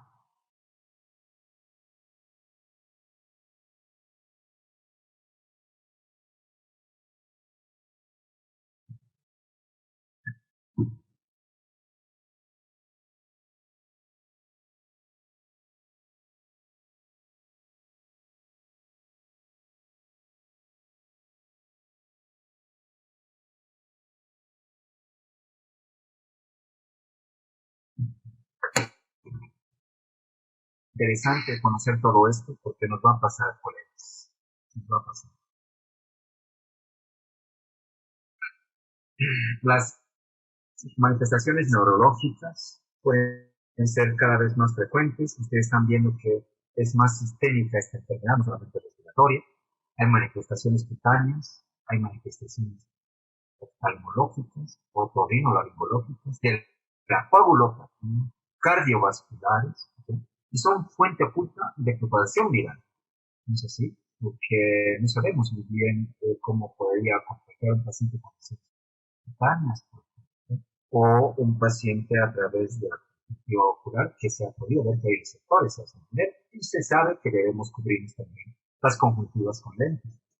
Los síntomas neurológicos en esta serie de Wuhan, ¿ya?, han mostrado un 24% de síntomas en general y de los casos graves hasta un 30%, y un 20% de los casos no graves. Digamos, de los podemos dividirlos en el sistema nervioso central y periférico.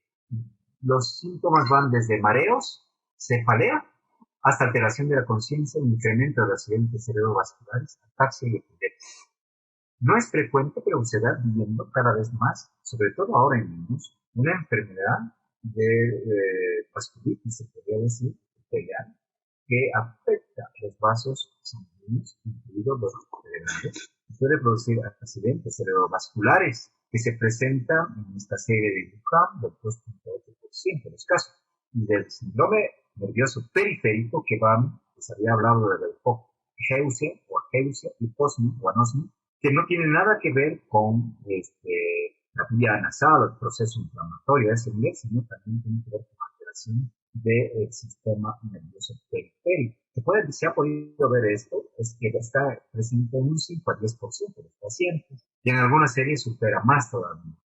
Pueden haber también neuralgias presentes hasta en un 2.3% de los pacientes. Ha habido reportes también de anomalías en casos graves de la líquido cefalorraquídeo, ¿no?, con elevación de proteinorraquia específica, ¿no?, y no estaba presente el virus en el líquido PCR de líquido cefalorraquídeo, pero sí los pacientes hacían un cuadro demencial, aparte de la sedación y de los fármacos utilizados en la post-reanimación de los pacientes que tenían distrés respiratorio agudo y fueron ventilados. Acá se puede ver justamente también stroke de grandes vasos en un reporte de casos en COVID-19 en un paciente joven, donde se ha podido que 5 pacientes, ¿sí?, que tenían menos de 50 años presentaban síntomas isquémicos de grandes vasos cerebrales, ojo, ¿ya?, y que esto se presentaba importantemente en estos, sobre todo pacientes jóvenes, los llamados ACV, pacientes jóvenes, y esto era llamativo. Esto también se realizó. Apaguen los micrófonos, por favor. Gracias. Entonces, no se sabía muy bien si podía haber algún efecto de trombosis o una disfunción endotelial. Probablemente sea ambas cosas, la llamada tromboinflamación sistémica, que afecta vasos pulmonares y en este caso también afecta vasos del sistema nervioso central, es decir, vasos del anterior medio o posterior, produciendo esta tendencia a ACV. La anosmilageusia, sin problemas de obstrucción nasal, sin problemas de diarrea, y lo que se ha podido ver que se presenta en series, algunas series, ¿ya?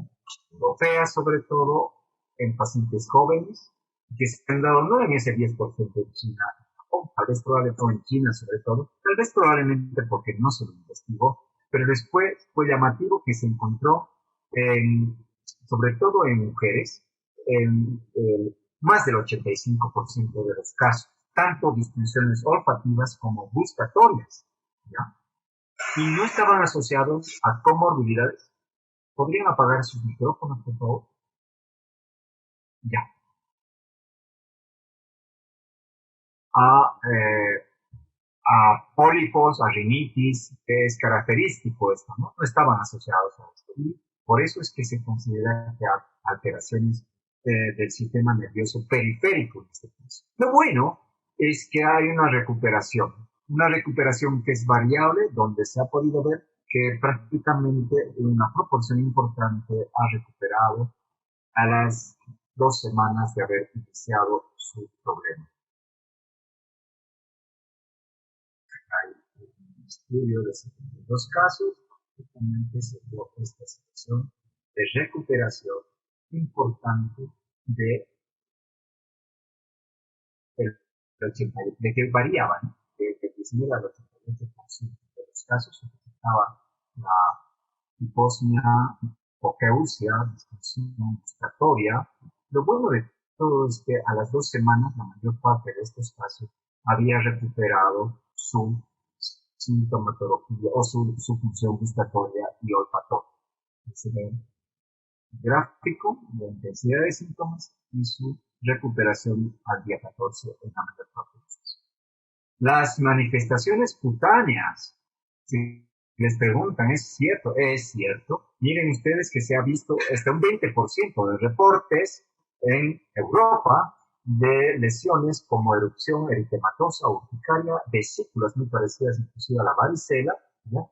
Que aparecieron como flash, que duraron pocos días y que no había una correlación de la severidad con estas lesiones de tipo cutánea, pero hay que diferenciar estas lesiones con las petequias y la acroisquemia. Y la acroisquemia está más relacionado con fenómenos trombóticos, inclusive con un síndrome llamado de anticorpolipídico, ¿no? Que se presenta en el lupus, pero que no hay factor lúpico presente en la sangre. Sí hay los demás anticuerpos, anticorpolipídos, y encontramos este tipo de lesiones como si fueran vasculitis en la parte periférica de los dedos de los pies y de las manos, ustedes están viendo, muchas de ellas dolorosas, típica de una vasculitis, o estas lesiones, típico del líquido reticularis se llama, como se ve en esa pierna derecha de esta paciente usando con PCR positivo para SARS-CoV. Las manifestaciones oculares se han visto desde el ojo seco, visión borrosa, sensación de cuerpo extraño, una proporción que varía hasta máximo el 20%. La verdadera conjuntivitis no se da más del 5%, pero primer síntoma fue reportado bajo, pero puede ser causa del inicio de la enfermedad, o sea, la conjuntivitis en el 1%. La duración no es tan importante, pero dura promedio 5 días, máximo 10 días. Esto se pudo ver en esta proporción de casos en 534 pacientes en China. Las alteraciones de la coagulación también son dadas, esto lo hablaremos después. Hay alteraciones iniciales de aumento de los retículos, fibrinógeno, trombocitopenia, tiempo de protombina prolongado, tiempo de tromboplastina activado, y esto habla de un fenómeno de hipercoagulabilidad en el paciente y un riesgo de coagulopatía intravascular diseminada y microangiopatía trombótica que les estaba mencionando. ¿Ya? Esto es importante, pero todavía hay grandes dudas en la anticoagulación de estos pacientes, donde lo que sí se debe hacer es tromboprofilaxis. Lo que no se debe hacer es anticoagular a libre mano a todos los pacientes. Anticoagular plenamente es diferente a prevenir en dosis. en tiempo, por si acaso. Se anticoagula cuando hay datos clínicos de acuerdo a severidad clínica de embolia pulmonar, lo hablaremos esto, o confirmación por ecocardio, por ecodoppler de venosos términos inferiores, rara vez por angiotract, que es el gold estándar para el diagnóstico pulmonar. Entonces, todavía no está indicada y solamente la anticoagulación sistémica será en el contexto de un diagnóstico preferentemente de alta probabilidad. Aquí tenemos los dedímeros más de 1000, ¿no? Como algo frecuente visualizado, y los dedímeros también, y los productos de degradación de la fibrina elevadas por esta disfunción trombótica de los pacientes COVID. Cardiovasculares. Caramba, esto ya se ve desde el SARS y del MERS, y en el COVID-19 se han estado viendo desde un incremento de los accidentes isquémicos miocárdicos, probablemente no solo por la tormenta de citoquinas, sino también porque hay receptores AC2 a nivel del miocardio, pero es por el estrés de los pacientes de esta temporada. Ustedes han podido ver y lo evidencian, inclusive en su docente. Su docente está con problemas también de estrés, y esto es en pacientes que ya tenían algún riesgo, ¿no? Alguna enfermedad coronaria previa, placas previas, ¿no? Ateromatosas, desencadenar un accidente de placa y generar un verdadero infarto de miocardio. Pero lo que realmente se está viendo ahora es miocarditis. ¿Por qué? Porque hay receptores AC2 en los cardiomiocitos y cada vez es más prevalente, asociado a un choque cardiogénico que aumenta la morbilidad y mortalidad, ya arritmias que también pueden ser malignas. Entonces, 50% de los enfermos hospitalizados ya tenían una enfermedad crónica, una comorbilidad, ¿ya? Y esa puede ser la causa de su daño miocárdico. Pero, ojo, con esta miocarditis de pacientes jóvenes, inclusive niños. ¿Cuáles son factores de riesgo? Muchos. Activación inmune, estado de choque, un desarreglo metabólico, coagulopatía, inamovilidad y una enfermedad previa, obviamente. Van los daños desde enfermedad coronaria aguda hasta la miocarditis, que va a desencadenar en arritmias, que va a desencadenar en choque cardiogénico. Hay trombosis venosa, embolismo pulmonar y hay fallo cardíaco. Las teorías son múltiples: hipoxia, lesión mediada por los receptores AC2, daño microvascular y una respuesta de la tormenta de citoquinas. Si son casos reportados de justamente miocarditis con angioresonancia que descarta enfermedad coronaria previa y más bien ve cómo el miocardio está con disfunción múltiple en su fase de actividad, asociado esto a marcadores de isquemia miocardial, troponina ultrasensible, propéptido arterial natriurético elevados sin isquemia miocárdica en paciente de 21 años que cursa SARS-CoV-2.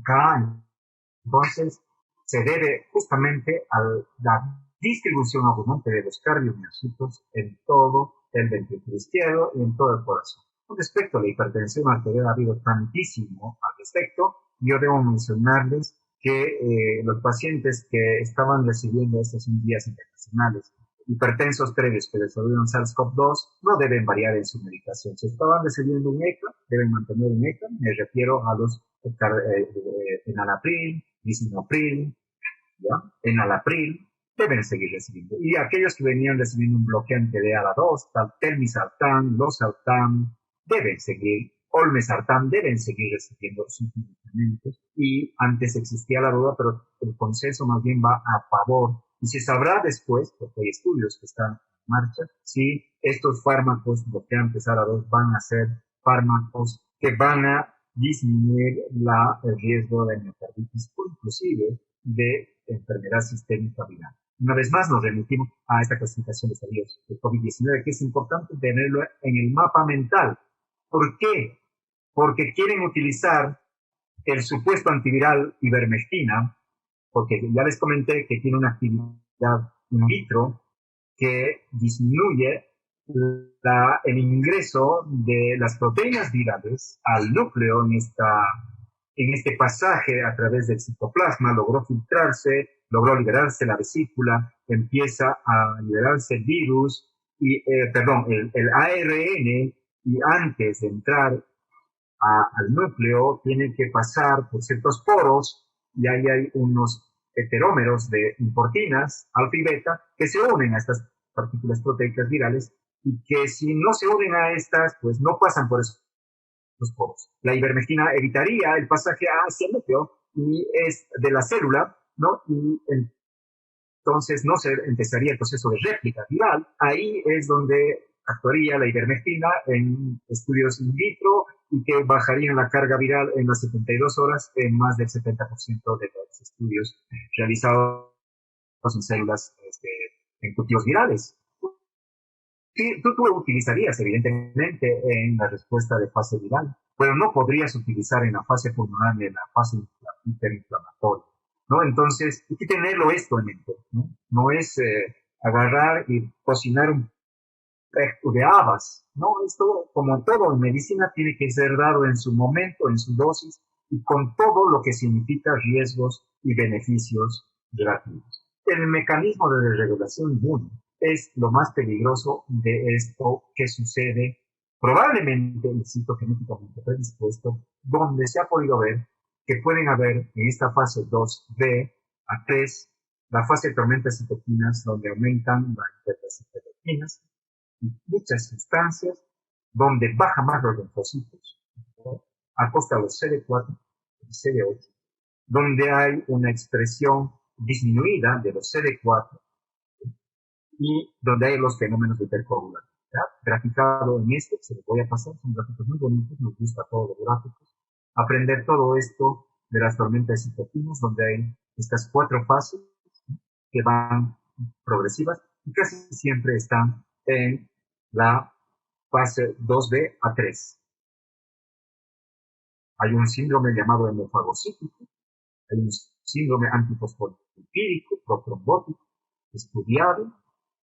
Laboratorios tienen clásicamente, ya les he hablado, la linfopenia, la aceleración de niveles de inflamación de reactantes de fase aguda y la importancia de los test diagnósticos para poder hacer justamente la bajada de la letalidad por el famoso aislamiento. Está recontra estudiado que la confirmación diagnóstica de casos de test es una herramienta eficaz para aplanar la curva. La capacidad de detección de los países afecta sus tasas de mortalidad.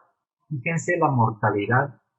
Acá la letalidad hacia arriba. No realizaron test suficientes. Todos estos países que están hacia arriba. Italia, España, Estados Unidos ha subido más, ¿no? Un poco bajo, y aumenta su letalidad. Y los países que más han realizado test en este grupo de las abscisas, Corea del Sur, y les he hablado de Singapur, inclusive de Hong Kong en China, que parece ser otro país dentro de un país, tienen pues tasas de mortalidad elevada, porque aíslan a sus casos. Ya estoy terminando esta larga charla, pero es importante hablar de los factores pronósticos. Y termino prácticamente con esto, porque comorbilidades es otro tema. La edad es un factor pronóstico. A medida que pasa de los 50 años adelante, aumenta rápidamente, exponencialmente la mortalidad hasta llegar a los 80 años. En los criterios de sepsis, de fallos de órganos, con más de uno del criterio llamado SOFA de sepsis, aumenta la mortalidad 5 veces. Y mientras más los marcadores de protrombosis, como los de dímeros, estén más altos, más de 1000, también aumenta la mortalidad 18 veces. O sea, edad, SOFA y de dímeros podrían ser factores de predicción de mortalidad. Aquí está la edad, 50 años, acá está su doctor, en el 2% de probabilidades que se contraiga el coronavirus nuevo. Para la próxima década, 4%, después 8%, y después de los 80 años, 16% de mortalidad en estos 44,000 pacientes. Esto es el gráfico que no deben perderse para explicar siempre a su gente del porcentaje de severidad y cómo evolucionan los casos, ¿no? No todos mueren, muchos se recuperan, no todos se quedan estáticos en caso leve y moderado, ahí está en esos porcentajes. Muchos pasan de estados leves y moderados a casos severos y graves, ¿no? Pero mencionar que hay muchos que se recuperan, también inclusive severos. Y ahí está el 96% en el contexto de un sistema de salud mal, cosa que no lo tenemos, pero también mencionar que casos moderados pueden morir, no solamente los severos, un 4%. Mencionar que los que van a ir mal tienen síntomas desde el inicio de la enfermedad, desde su febrícula y dolor de garganta, una semana donde empieza la disnea y al día siguiente empieza el distrés respiratorio.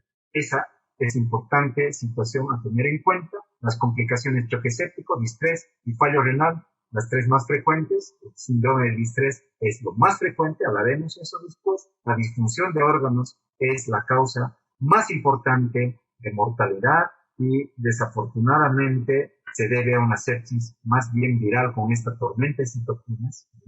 Y después hablaremos de las comorbilidades, que eso viene ya para discusiones de expertos o de especialidades. Para terminar, les voy a hablar de esta partecita muy importante desde mi perspectiva personal: los antivirales. Estos son los fármacos antivirales y los fármacos que se utilizan, ¿no?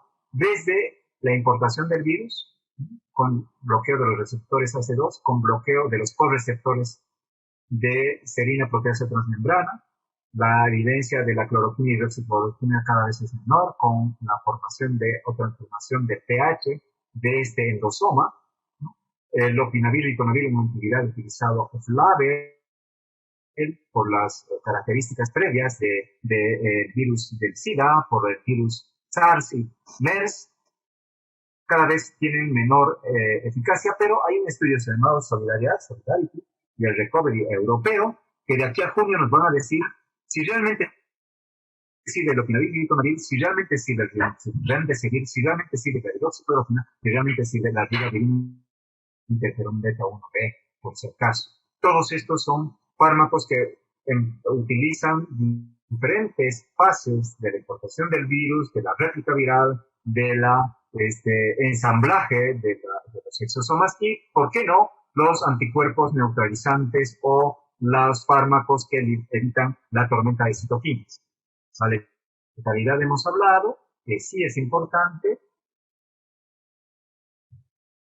La reactivación es importante, y esto que termino indicando que la zona de miedo ya debería haber pasado, pero la gente es tan estúpida que de la zona de miedo, ¿no?, se va no a una zona de aprendizaje, menos a una zona de crecimiento, se va hacia atrás a una zona de negación y de violencia permanente, donde le es más cómodo al primate actuar que ir avanzando hacia adelante, identificando las emociones, comenzando a soltar lo que no puede controlar, dejando de consumir compulsivamente desde pornografía hasta bebidas alcohólicas y droga, desde lanzar fake, ¿no?, y chismes, hasta tocar una banda y bailar en Avenida Suecia en pleno pico, ascenso del pico de pandemia, ¿no? Y lo más importante sería entrar en esta última zona donde uno tendría la empatía de sentir lo que ustedes están sintiendo o de lo vamos a sentir, adelantarse en el tiempo, ¿no? Tratar de mantener un estado emocional estable, adaptarme a los nuevos cambios, tener paciencia y relaciones de creatividad, agradecimiento y valoración de lo que realmente tengo, respirar por la nariz, no por una traqueostomía o un tubo endotraqueal, y ayudar a la gente a buscar este camino, encontrando un propósito que ustedes son afortunados en tenerlo, ya que están estudiando medicina, y espero que todos lleguen a buen puerto, y espero que todos no sean mutados en el camino como el virus del coronavirus, que muchos médicos son mutados en el tiempo, y en vez de salir a ser parte de la solución, son un problema, divulgando fake, estando aterrorizados en el fondo, no habiendo salido de estas zonas de crecimiento, y absteniéndose diciendo que tengo asma o que tengo mi colesterol elevado ahí, y dejándonos a pocos médicos y realmente enfrentarnos a esto. Este era el mensaje final. No hay tratamiento para este virus, ¿ya? todo está en investigación. Si vas a utilizar uno u otro fármaco, que sea bajo el contexto de los protocolos que se han elaborado por diferentes sociedades, probablemente por parte del ministerio, que no son muchos, según la fase viral, la fase pulmonar y la fase inflamatoria. Y lo que sí se sabe es que el distanciamiento social, el uso de barbijos y el lavado de manos, esa es la única medida que baja el aumento de casos en un 40% de un día al otro. ¿Ok? Un día de distanciamiento social, estudiado plenamente, baja 40% el riesgo de transmisión en la comunidad de Lima. Eso sí está estudiado en todos los países. Por lo tanto, las personas no están locas al pedir distanciamiento social. Entonces, esta charla ha sido grabada. Hoy día voy a ponerla en YouTube y le voy a pasar a mi alumno y la voy a viralizar para entrar en contexto. Y nos vemos, ¿ya? El lunes yo les aviso si va a ser en la plataforma. Yo tengo la posibilidad de ampliar mi plataforma a muchas personas, pagando muy poco, porque tengo que renovar, o tengo la probabilidad de entrar a San Simón. Si tengo la probabilidad de entrar a San Simón sin que crujan las puertas, ¿saben lo que es eso, no? Sin que me pongan obstáculos, sin que cada uno se crea Dios por hacer un favor a los alumnos, imagínense, pues yo lo habilito esto para plataformas más amplias y pueden invitar inclusive a las personas que quieran. Entonces yo les aviso ese contexto y tengan ustedes buenas noches.